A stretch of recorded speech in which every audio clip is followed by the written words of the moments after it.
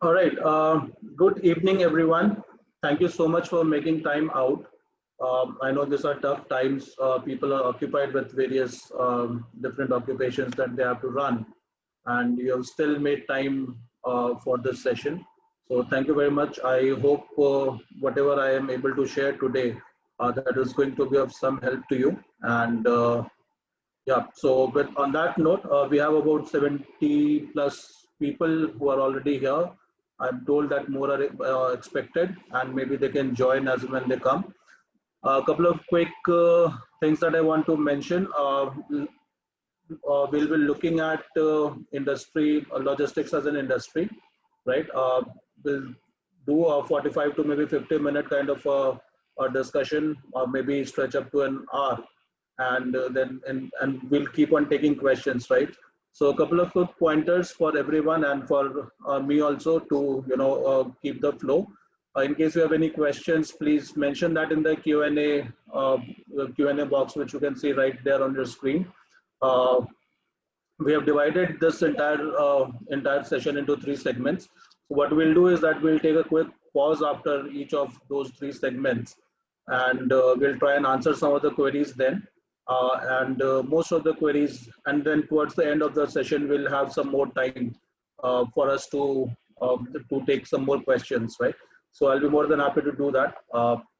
So yeah, so those are the couple of quick things that I wanted to just bring to your notice and let you know.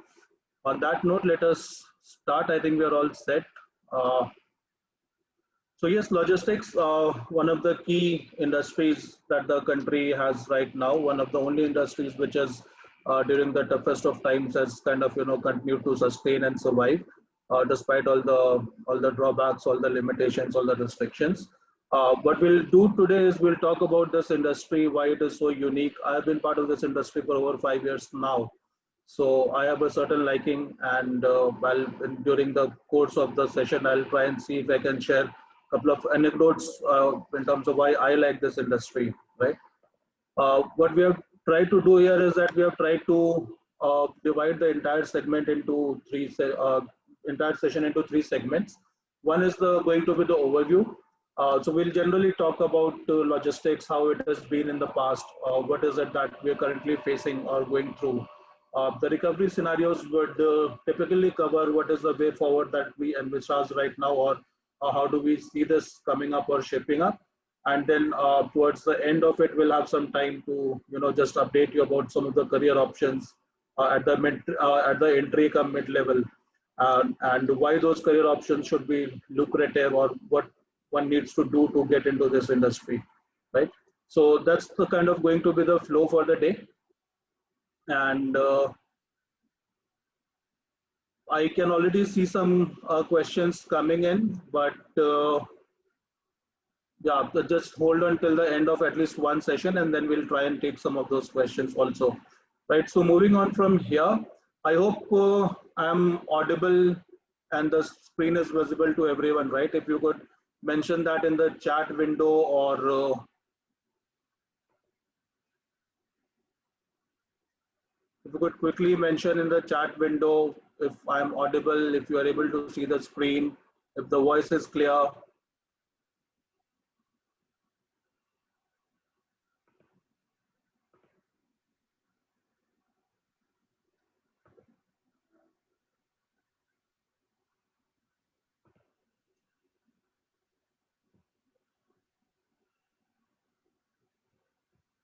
Okay, I am assuming that it is clear since some of the participants have confirmed back to me. All right, we'll go ahead with this then. Cool. So what is unique about this industry? What does the industry do, right? Uh, Chat is disabled. Yes, it is disabled for everybody. We'll be using the Q&A as I said. If you're able to hear me, if you're able to see the screen, I think that should be good for now. We'll come to the questions and keep on posting your questions. We'll keep on taking them in between as well. All right, so let's roll on now. The industry is very, very complex, right? I mean, it used to be, say, about 10 years, maybe 12 years back in time. It used to be a very, very simple industry, right? You pick up couriers or parcels, or normally paper couriers and packets and all. You pick them up from one place, you deliver it to the other. It used to take anywhere 4, 5, 7, 10 days kind of a thing, right? And we used to be very happy with that because we're able to get our stuff across, right? But the sector actually is much more complex than that. It is largely unorganized still. There are more than 20 government agencies, 40 partnering agencies, export promotion council, certifications which are available that one can take, 10,000 plus commodities which are transported day in and day out, right? And all this adds up to a humongous market size of 220 billion US dollars. That is only till the last financial year, right? This current financial year it was expected to grow, and we'll come to that. This 220 USD billion USD kind of adds up to about 14% of the India's GDP. That's how the logistics sector contributes to the entire country, right? Apart from keeping the key wheels in motion, and as per the economic survey from the last financial year, if you see, this was expected to create some 24 million jobs, right? And probably more than that because more and more players are coming into this. More and more new players are coming into this. The existing players are expanding, growing like anything, right?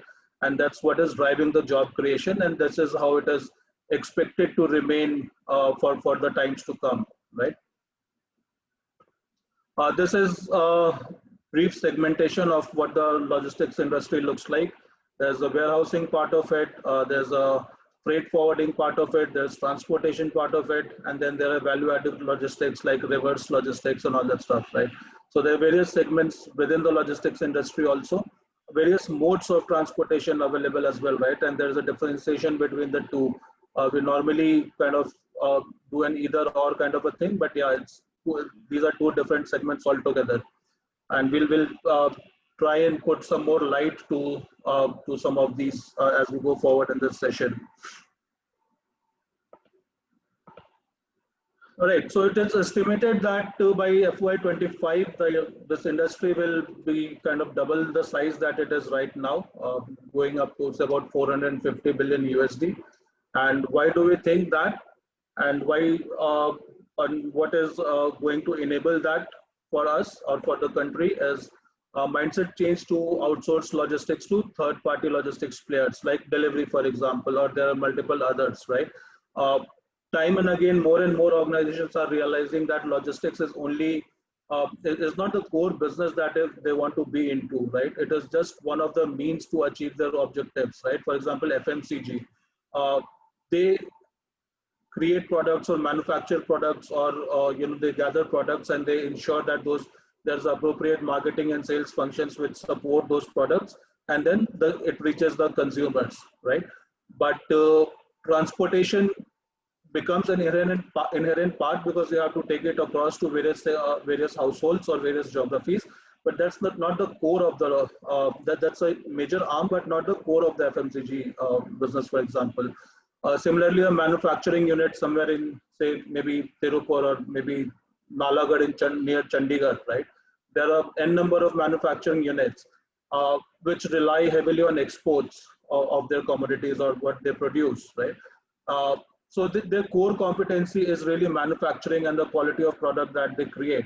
The core competency is not shipping those products from point A to point B, right? And that only happens kind of, as part of the entire process, right?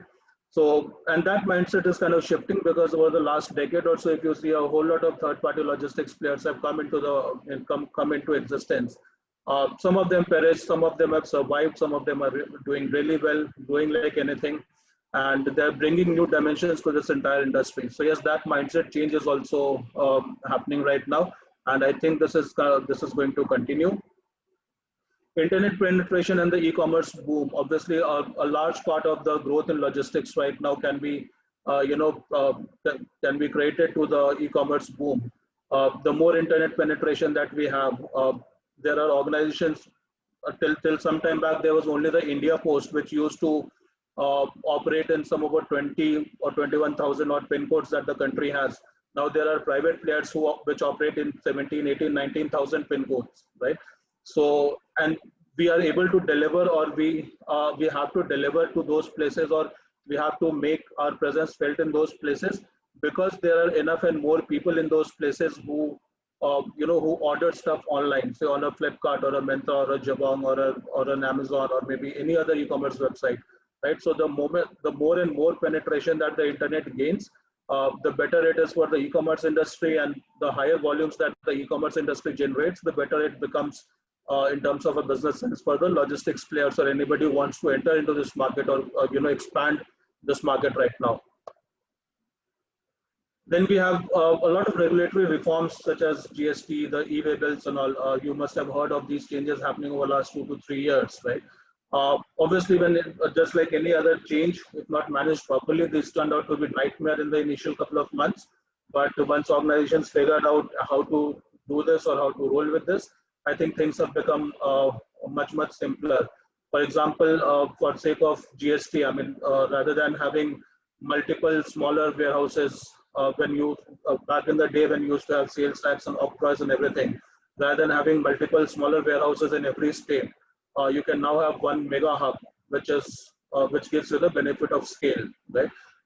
So that is what the GST or the e-way bills, the paperwork, the documentation which is required, which was core of logistics for a long time, or for the longest possible time that we have known logistics to exist, right? All that is coming down now. The reliance on paperwork, the reliance on octroys and sales taxes, unnecessary checks at various state checkpoints, all those things are coming down. Extensive use of technology, right? This is something which is not very common. Whenever somebody spoke about logistics, it sounded as if it's a very labor-intensive, manpower-intensive kind of an industry. It surely still is, right? But there's a huge advent of technology into this. And when I say technology, it is not only about the technology is not only about something as simple as scanning a shipment, but keeping a consistent track on not only your performance, but gathering the entire customer data, how you can make it easier, simpler for people to go out in the field and deliver those shipments, how you can figure out which parcel to prioritize, which parcel not to prioritize, or which parcel has to be delivered today and which parcel can be delivered tomorrow, right? And these are just some off the top examples. There are several other examples in the technology domain which can be explored and which can be talked about when it comes to logistics as an industry and the intervention of technology there. And again, at the end, these are again, as I said, some key points which are there. There are multiple other catalysts which will ensure that this industry grows to over double the size in the next about 5 years or so. An asset-light model, which kind of helps scale or helps organizations attain scale, right? For example, trucks, right? I'm a logistics player. I'm a third-party logistics player. I might buy some 500 trucks because it makes a whole lot of sense to me. Why should a Flipkart go and buy trucks, right? And why should they run logistics in the first place? But then why should they at all buy trucks, right? I mean, so that kind of scene. So let the truck owners own those assets. Let the warehouse owners own those warehouses, while the entire lease model can be passed on to the logistics players or the e-commerce player, and they can make the optimal use of it. And there are inherent benefits of that as well. So these are some of the top points which I thought I'll highlight as to when we say that the industry is going to grow to about 450 billion by 2025. Why do we say that, or what are the things, or what are the catalysts which are going to drive that kind of a growth, right? So if you, in a nutshell, if you see the industry from the current size or from the last financial year size, it's kind of going to get more than double over next 5 years, right? So that's the in general about the background of the industry, and a very brief a bird's eye view of what the industry is like. We'll obviously move to the second segment also now. I'm just having a quick look at the Q&A section and to see if there are any questions that I want to pick up right now. Yes, this data, Raman Avasti, yes, this data pertains to the India market. And towards the later part of the slide, towards the later part of the session, I'll also share the credits and from the sources from which these data points have been gathered. You can have a look at that. You can have a detailed read into all those reports and all, and I think that is going to be helpful for you. What is the benefit of logistics if I should take it in future as my core subject? Ritesh Nagpal, very valid question. Uh, you will have to just allow me maybe another 15 minutes before we come to that, because we have got a whole segment around what kind of opportunities exist within the logistics sector and why do I say that. So just be with me for another 15 minutes and I'll have answer to your question then. Is there any opportunity to have a job in hand after this, after attending a session? Certainly not. But yeah, I mean, if you work towards it, if you're interested, irrespective of whether you have been part of logistics or not, or whether you have a logistics qualification or not, you can obviously enter the logistics industry. And I'll again allow me another 15 minutes to tell you why I say that, right? So those are a couple of quick questions that I've had so far, and I think a couple of them I've responded. One or two of them I'll take in about 15 minutes.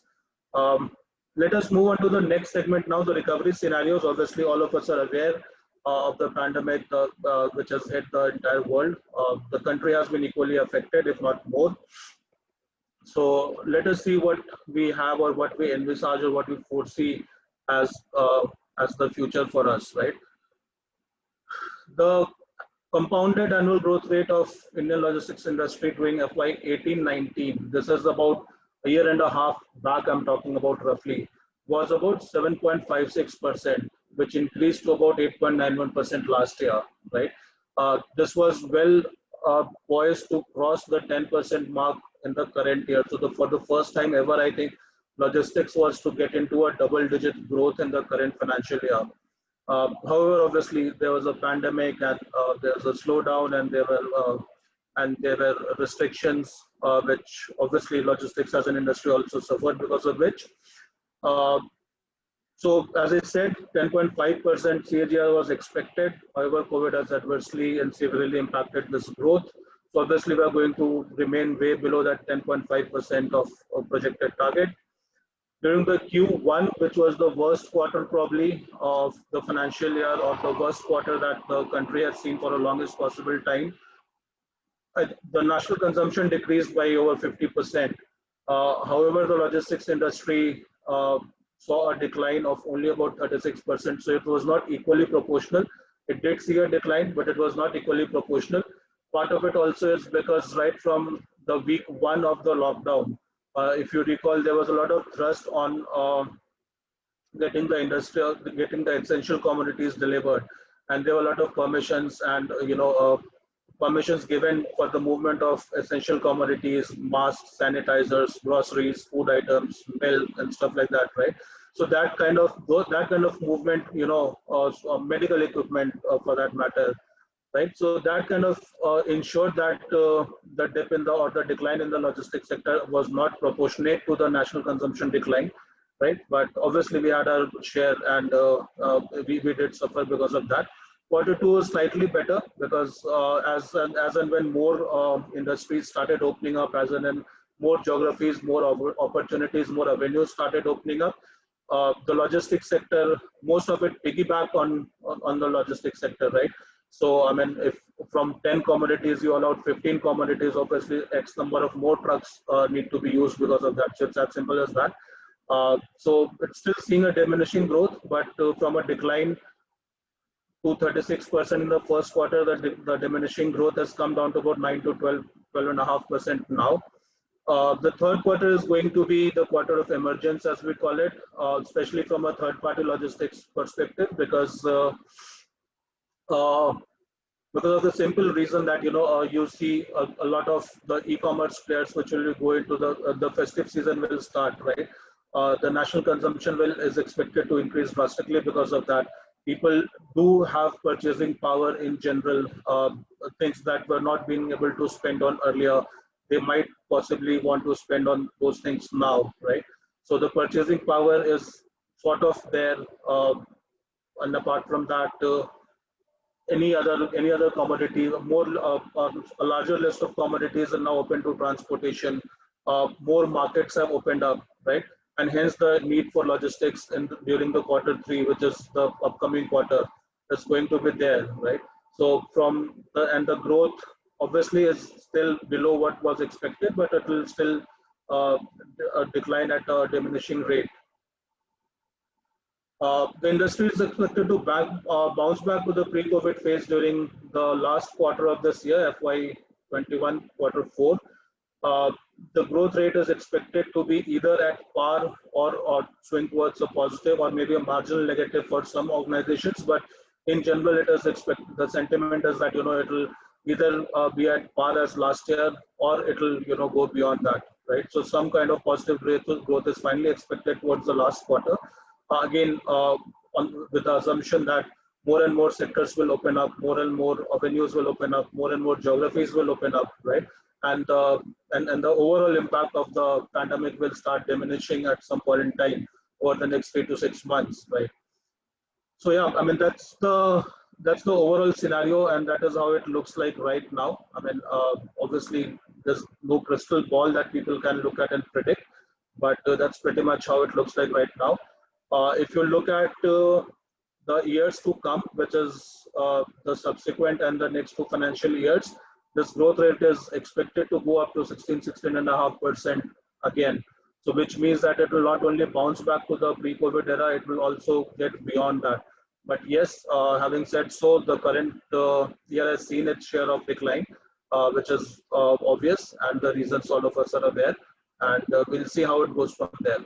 But yeah, I mean, it's a very huge positive if you look at these numbers, especially the second half of the slide. It shows a very, very good picture, and we're expecting that these numbers would stick. This is again a slightly more detailed data, slightly more, a bit more of trends. If you're interested, for those who are interested in the number crunching part of it, you can have a look at the stock report and see, okay, this is how it looks like. The same things were mentioned in the earlier slide in terms of text, but yeah, this is a different way of lookup. So this is a different way of telling you that, okay, have faith, the industry is here to grow, and this is how the growth is going to happen. Right. These are again some subdivisions or subsectors within the logistics or the transportation industry. Road transport obviously continues to remain dominant. I think of all transportation or all logistics in the country, currently, road transport currently has about 3/4 share. That is how huge it is currently, right? 3/4 share or just thereabouts. Rail, coastal, and air is not as high. The air transport or air cargo movement used to be pretty significant about a decade back, but due to the increased costs, the air cargo is obviously more expensive. Second is that the condition of the road infrastructure and other related infrastructure has also started increasing, and because of that, the share of air cargo has either remained stagnant or in fact it has started coming down now, right? And then you have obviously the storage part of the logistics, where you have traditional warehousing and and the container depots and all of that, right? The less than truckload business is picking up, but it's not as huge as it has the potential to grow into. So that is one business which will be a huge positive in terms of revenue, in terms of market share, in terms of growth, in terms of creating job opportunities, right? So those are the two things that you need to look out for. Surface transport is going to remain the most dominant part of this entire industry, and that is where the industry is going to take off from. So, I mean, a lot of opportunities in the midst of all these challenges that we have spoken about.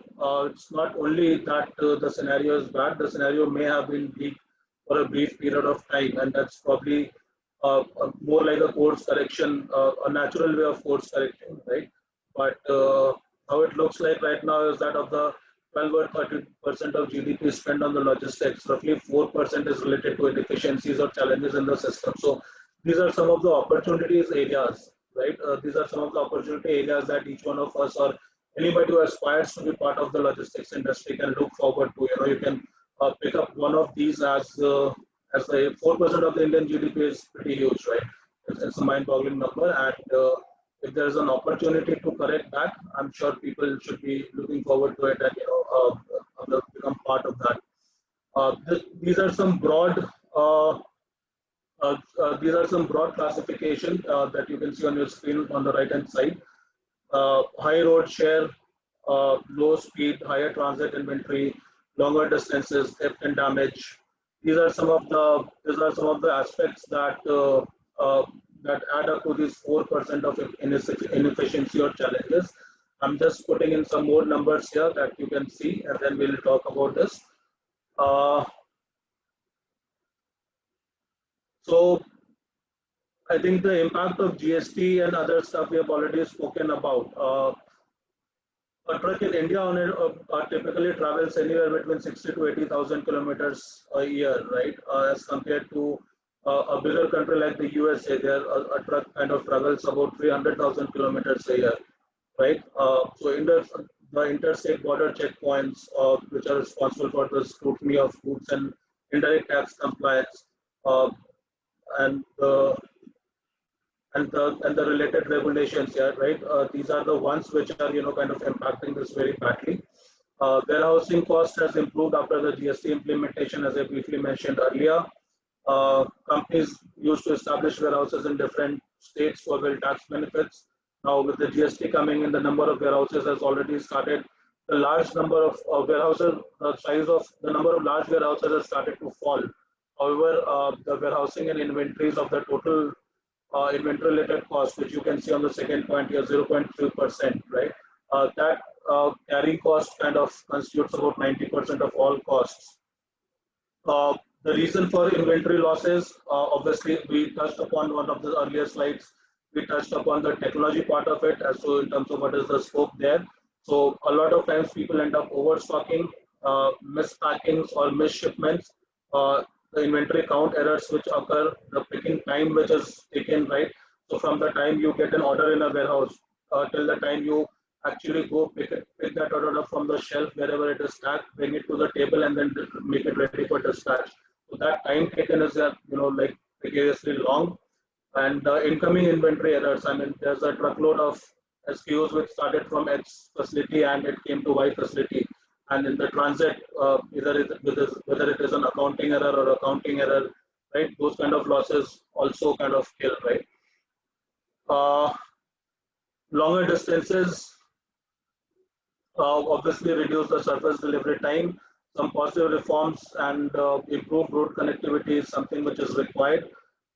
Further facilities such as real-time tracking, logistics management applications, some of them are already floating around in the market. A lot of companies have created some of these efficiencies, or they are trying to create some of these efficiencies. So these are some of the things which are going to help us, regulate or tide over this 4% loss, or at least mitigate this loss to the extent possible, right?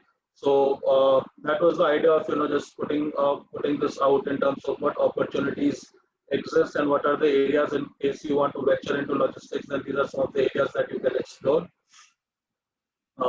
Yep. So that's the quick into the second segment. I'll quickly go through the questions again, and CAGR is compounded annual growth rate, Arpit. Since Corona is widespreading in India, so is there any scope in logistics? Yes, obviously, as I said, Arpit, again, even if Corona was spreading very fast and we were under immense lockdown, logistics was one industry which was still completely functional, or to a huge extent functional, in fact. From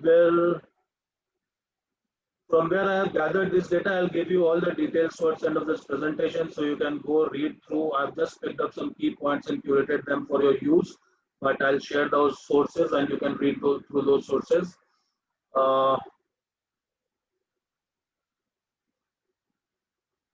Then there are questions.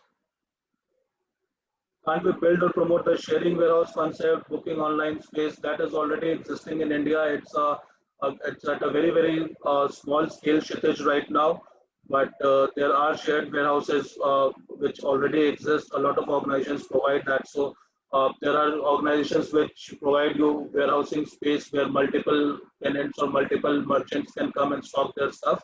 and as and when their online order comes, they can keep on dispatching those. Measures to revive logistics. I just touched upon a few, Yashveer, in terms of what needs to be done in terms of infrastructure, technology investment, and all that. Uh,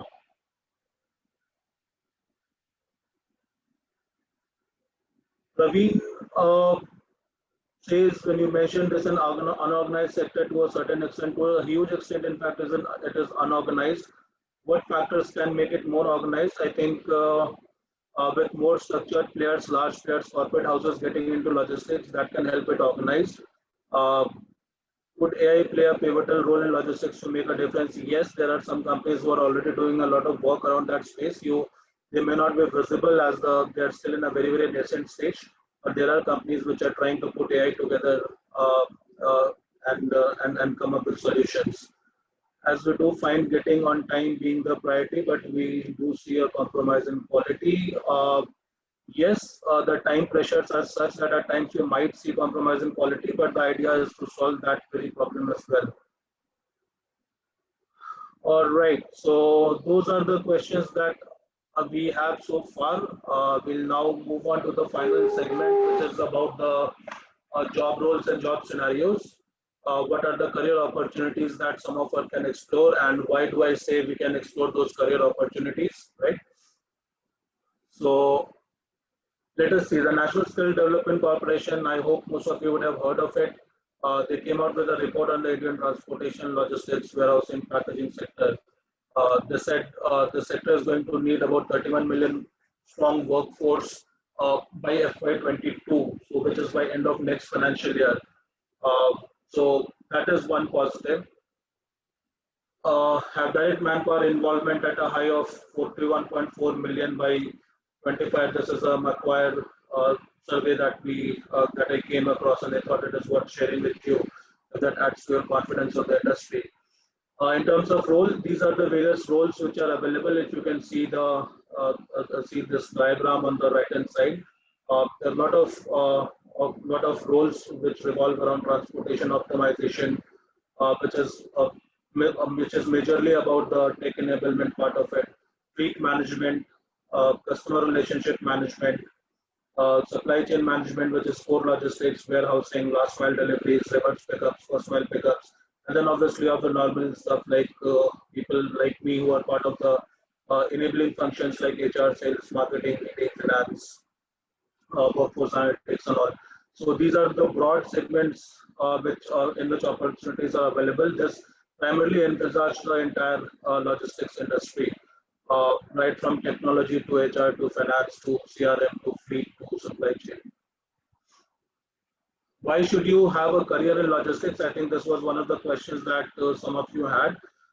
First, there's nil or negligible entry barriers in this industry. It's only very recently that some of the institutions have picked up logistics or operations management as a program, or in fact, logistics management as a full-time program, either at a postgraduate or an undergrad level. So there are not enough people, obviously, who understand supply chain or who have worked in supply chain for like 20 years, 30 years, and those kind of people are difficult to find now unless you come from one of the traditional larger organizations like the Flipkart or sorry, like the FedEx or the DHLs of the world. So there are nil or in fact almost negligible entry barriers. Anybody can, with the right frame of mind and with the right aptitude uh, uh, to have the willingness to solve the problems of this industry can actually enter this industry and become part of it and contribute. Faster and quicker growth opportunities obviously will be there because of the rate at which the industry is expected to grow, right? So and grow and expand, and there are multiple facets to it. So the growth opportunities will also be proportionate.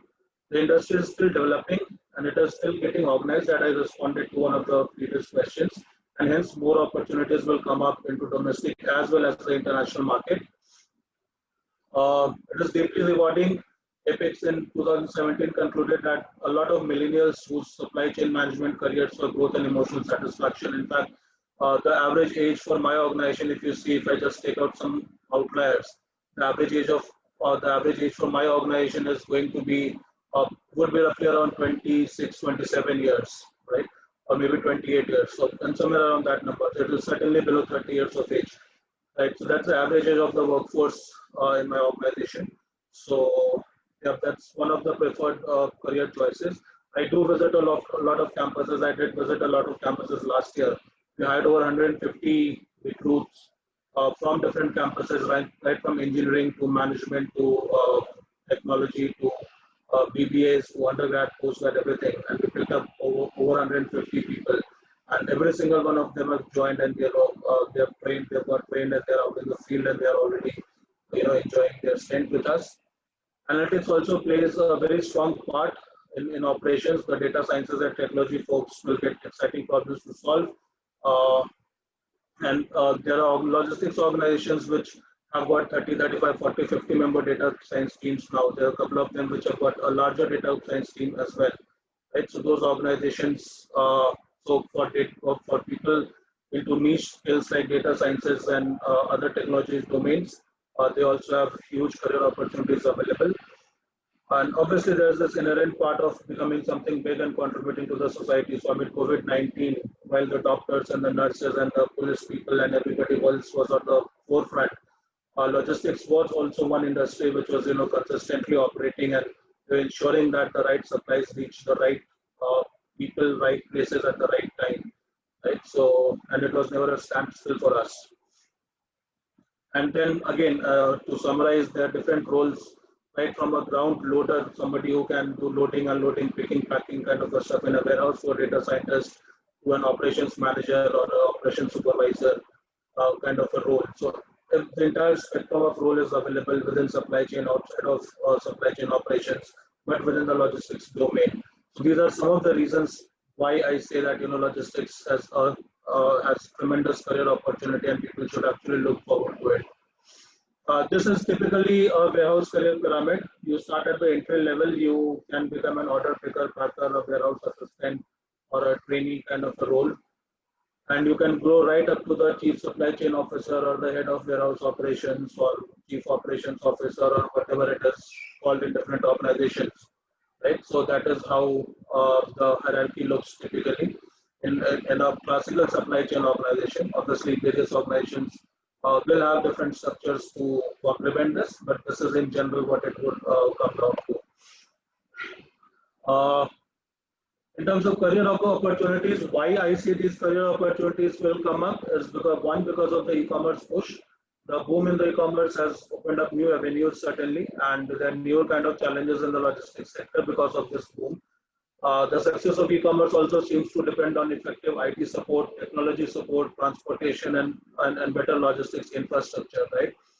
So, for example, a small example that I quoted, say 10 years back, if your parcel reached from Delhi to Bangalore in 8 days, you were kind of okay with it, right? But now, if you go on to Amazon and if you order a mobile phone, they tell you that if you're a Prime member, it will be delivered to you tomorrow. If you order by end of the day, it will be delivered to you tomorrow.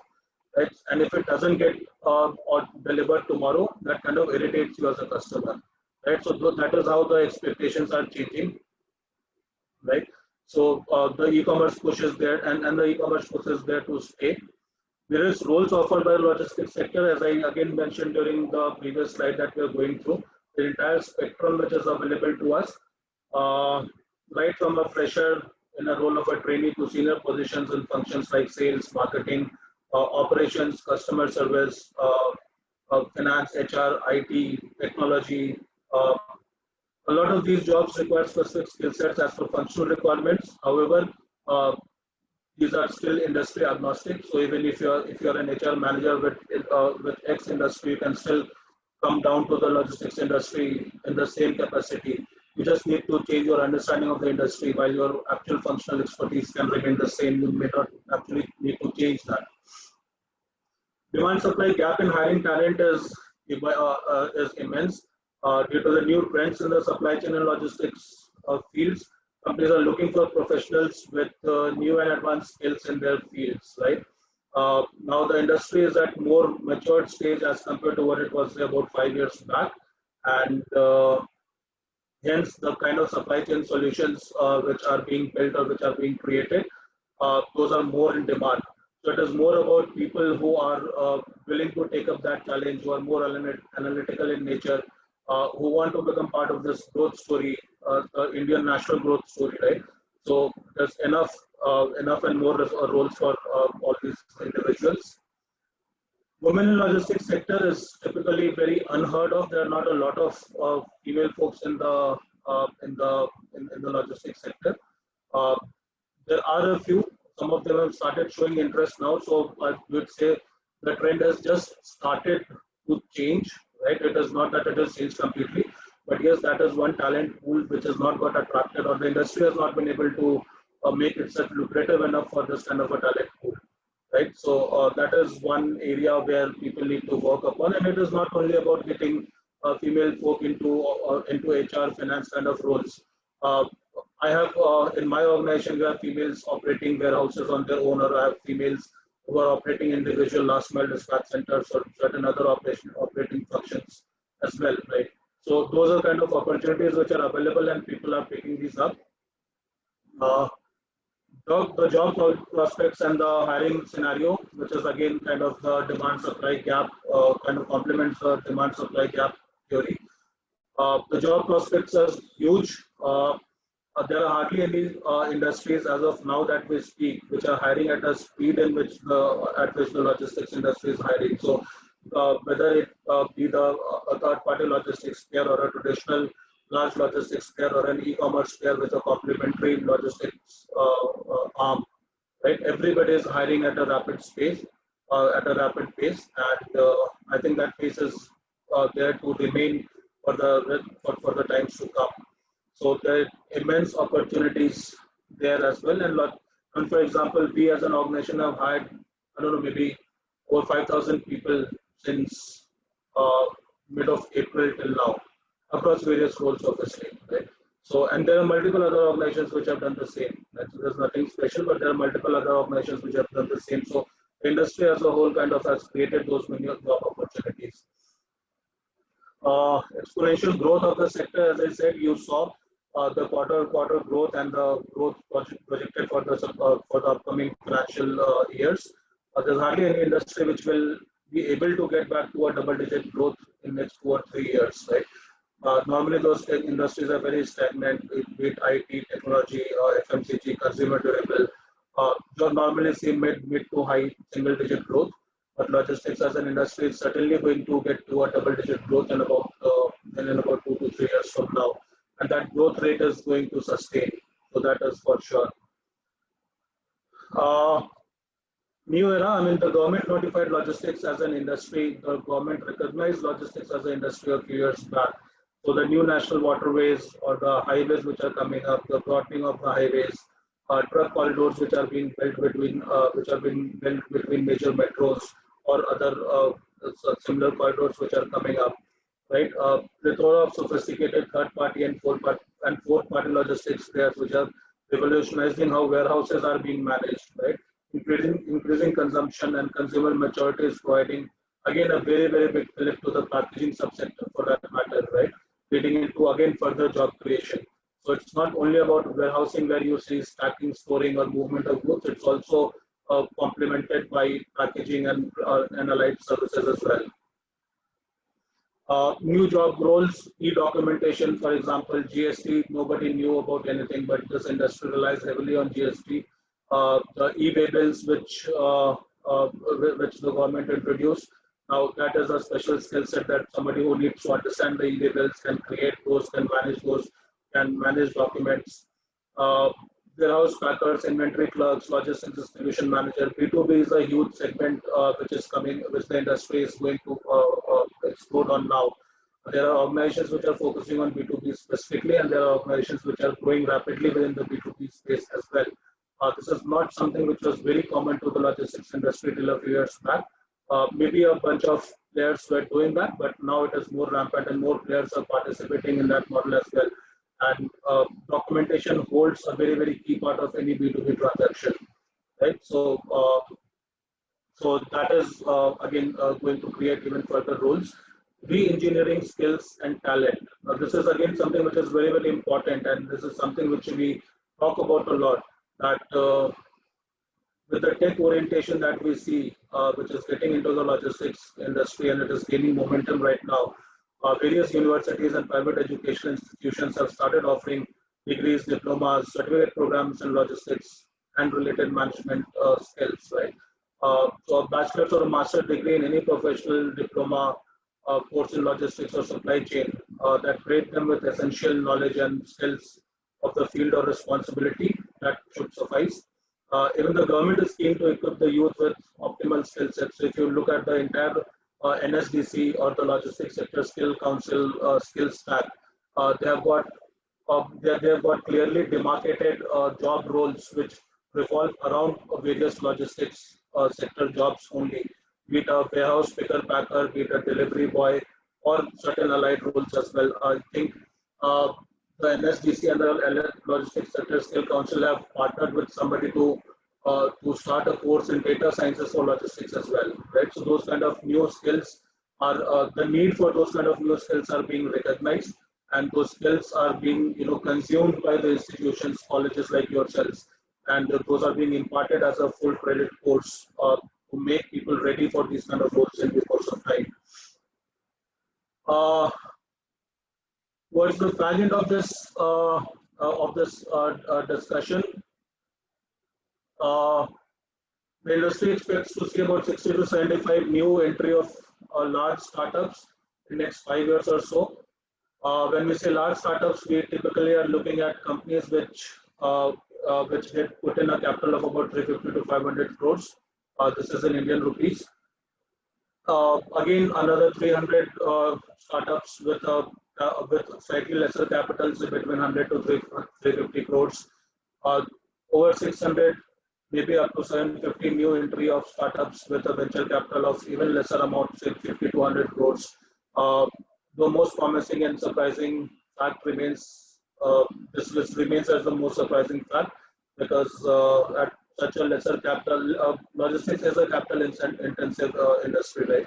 And with the 50 to 100 crore kind of a purpose also, or funding also, there are enough and more number of players which are expected to enter into this industry. And it is expected to see around anywhere between 300,000 new individuals venturing into the industry. So a lot of the current people will obviously rotate or revolve and take up newer or bigger or more polished roles or higher roles within the industry. But easily about 3 lakh people are expected to get into the industry new. Uh, and these people are classified as very small entrepreneurs. So MSME and the SME segment typically which have a capital potential of anywhere between 10 lakh to maybe say maybe a crore, right? So all this put together, if you extrapolate this, signifies or adds to a short growth of anywhere between 15% or maybe 16.5% CAGR next 3 to 5 years time. And these are precisely the reasons why we say that this industry is still on the upswing. Yes, there was a bad phase. The industry is now on the upswing. There are a lot of new people who are coming in. There are a lot of opportunities which are getting created. And can we make a career in the logistics industry? Yes, definitely we can. Are there any entry barriers? Do I need to have any specific certification? That answer is no.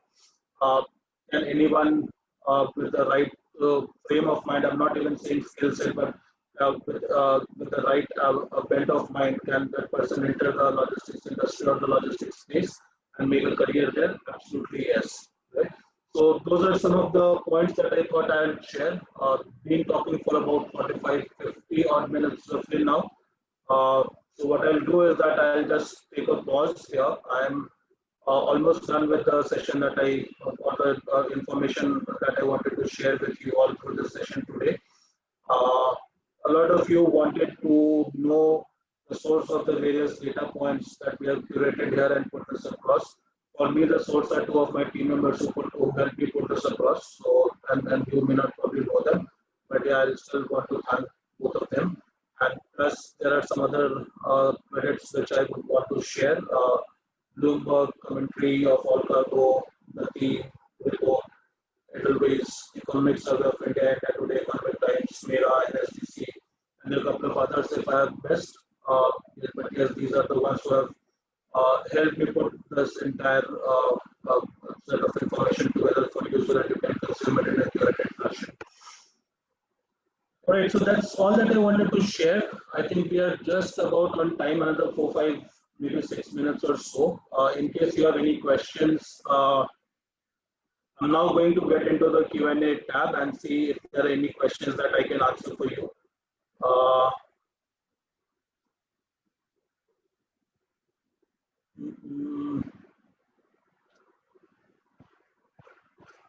okay, I don't see too many questions here.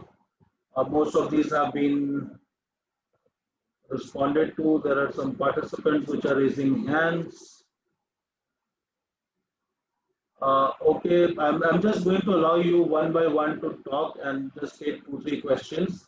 Gautam, I think I'll just let you ask what you want to. Yes, Gautam, you can speak now. I had a question. I'm working into an auto. Gautam, you'll have to. I have worked for 6 years Suzuki, into service profile. Service profile, you mean I take care of service workshops, their business development, customer retention, and process inside workshop, customer satisfaction, complaint resolution, entire process inside workshop. So do a guy like me have a opportunity to work into logistics sector?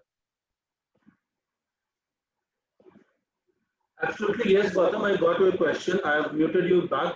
Thank you for that question. Yes, every logistics industry, every third party or a fourth party logistics player at least, right? They serve a bunch of clients and a bunch of customers, right? And we need servicing guys who can, talk to those clients, help them resolve their issues.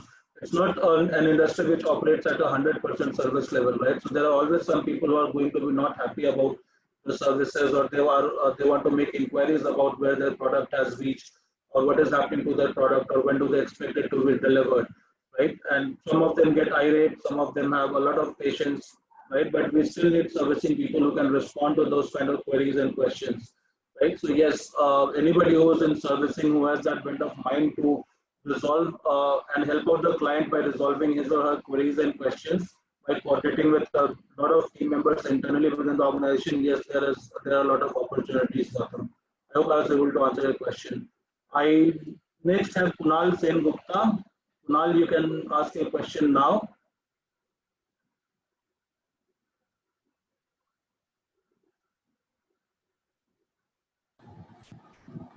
Hello. Yes, Kunal, I can hear you. Tell me. Yeah, the thing is, I wanted to know about the future of freight forwarding industry, the international logistic market, and what is your idea and your prediction about the future of the freight forwarding industry in India? Thank you, Kunal. I just sincerely hope that I had a crystal ball and I could predict what it is going to look like. Uh, Unfortunately, we are not able to predict anything because obviously there's no crystal ball that we have got. But the way the global scenario looks like, it's going to take another 6 to 12 months time, possibly, if not longer, for the international logistics to come back into some sort of motion, be it cross-border, be it freight forwarding, or any other related stuff. But it is right now. It seems that it is going to take a bit of time. Amrita, I think, is somebody who wants to ask another question. Amrita, I think you have to unmute yourself and then you can ask.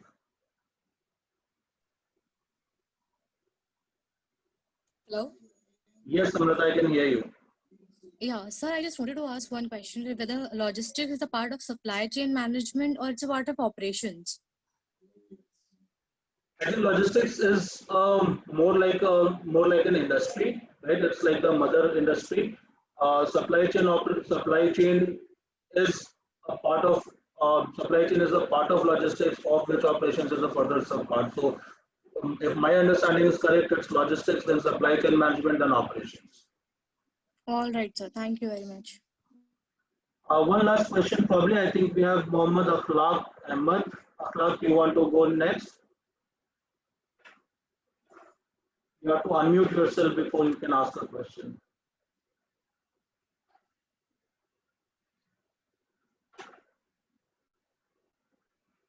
Akhlaq, I hope you're still there with us and you want to ask your question.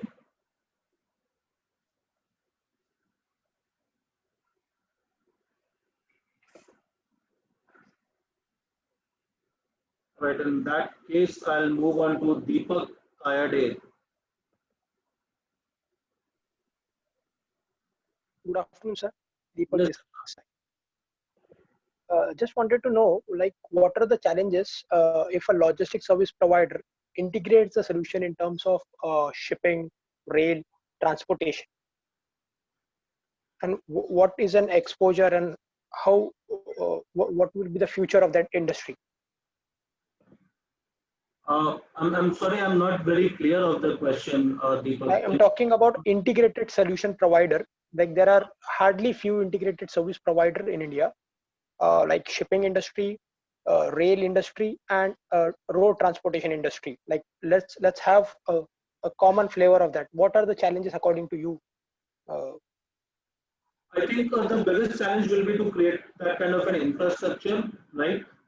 In the sense that you'll have to, so for example, you have inland container depots currently, right?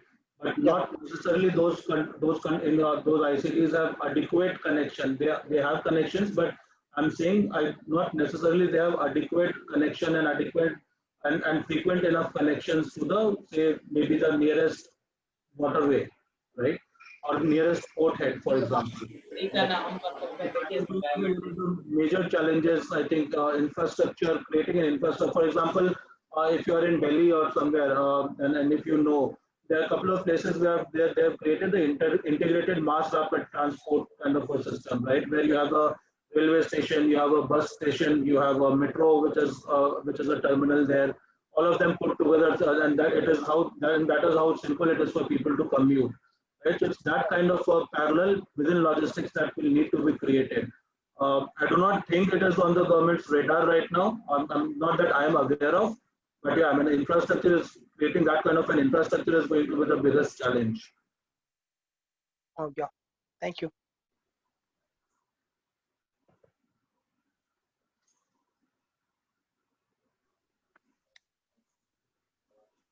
All right, I'll just see there's some more hands raised, some more questions which were there. I'll see if I can take any.